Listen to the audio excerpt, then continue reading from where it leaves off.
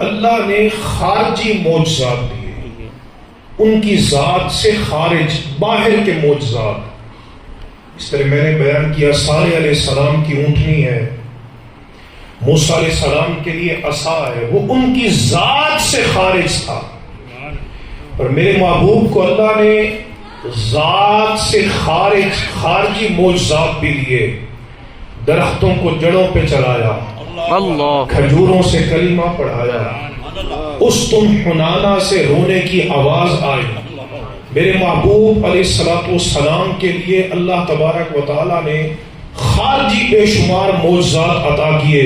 تو جہاں خارجی معجزات عطا کیے وہاں رب فرماتا ہے یا ایھا الناس قد جاءکم برہان من ربکم، اے لوگو تمہارے پاس تمہارے رب کی طرف سے سراپا حجت آ چکی ہے، سراپا معجزہ آ چکا ہے، ایسا نبی آ چکا ہے جن کو اللہ نے سر سے لے کر پاؤں تک اپنے وجود کی دلیل بنا کے بھیجا۔ اللہ سبحان اللہ، معجزہ ہے۔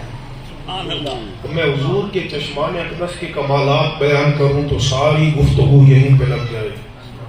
میرے آقا آگے کی طرح پیچھے بھی دیکھتے تھے، اللہ سبحان، ظاہر کی طرح باطن کو بھی دیکھتے تھے۔ میرے آقا جیسے روشنی میں دیکھتے ویسے اندھیرے میں دیکھتے۔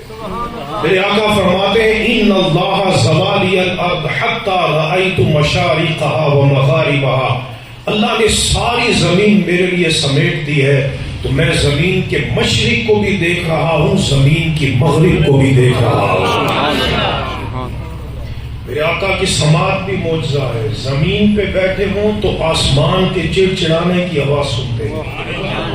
جنت میں چلے جائیں تو وہاں فرماتے ہیں یا بلال انی سمیعت طوفان علیک بین یدی فی الجنہ، اے بلال میں نے جنت میں اپنے آگے تیرے قدموں کی آہٹ کو بھی سماعت فرما لیا۔ اللہ سبحان اللہ سبحان اللہ سبحان، آقا کے دست انور بھی معجزہ ہے۔ بے شک حضور کے ہاتھوں سے پانی کے چشمے جاری ہو رہے ہیں، ہے کوئی ایسا جس کے ہاتھوں سے پانی کے چشمے جاری ہو جائے؟ لیکن 1500 پیاسے ہیں، حدیبیہ کا مقام ہے، پانی ختم ہو چکا ہے، میرے کریم نبی چھاگل میں اپنا دست انور ڈالتے ہیں تو آپ کے دست مبارک سے صحیح بخاری گواہ ہے پانی کے یوں چشمے جاری ہوتے ہیں، اور ایسا تلاطم ہوتا ہے بحر کرم میں کہ 1500 صحابہ جی سیر ہو کر پیتے ہیں۔